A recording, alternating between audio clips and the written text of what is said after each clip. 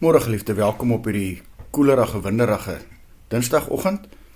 Vanoggend gaan ons verder deur vir mekaar te sê, ons word ryker wanneer ons gee.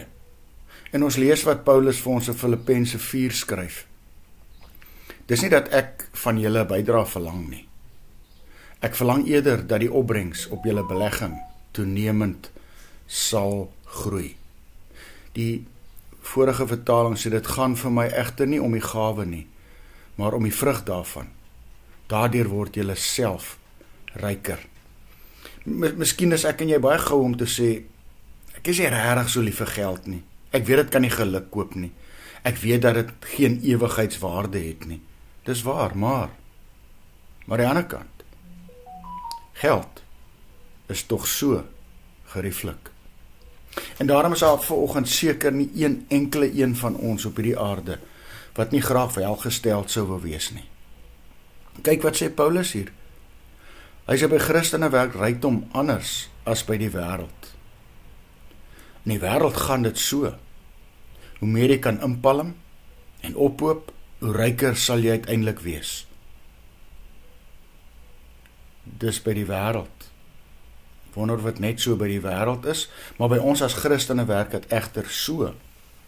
Hoe meer jy weggee, hoe ryker is jy op die ou end. Dis omdat al die geld wat in Christene se sakke en se beursies en bankrekeninge is, eintlik die Here se is. Wanneer jy dit aanwend soos die Here van ons verwag. En as dit is om ons naaste daarmee te begin dien, gaan hy ons verseker net al hoe verder seën. En op die ou einde sal ek en jy meer as genoeg hê. Daarby sal hy my en jou ook veel meer as aardse goed seën.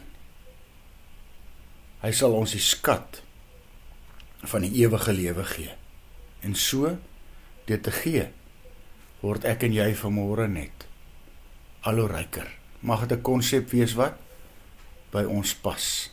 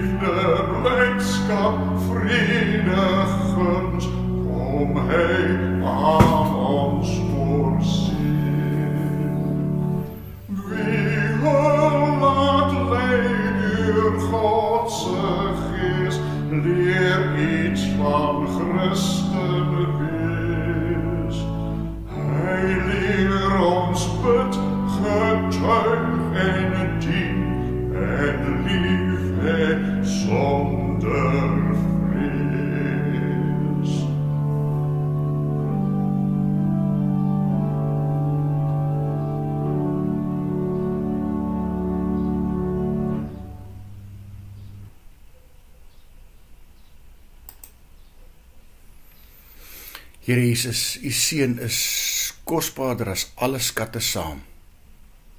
Leer my hoe om u geld te hanteer, asof dit u sin is wat dit wel is. Amen. Mag jy saam met my 'n wonderlike dag hê.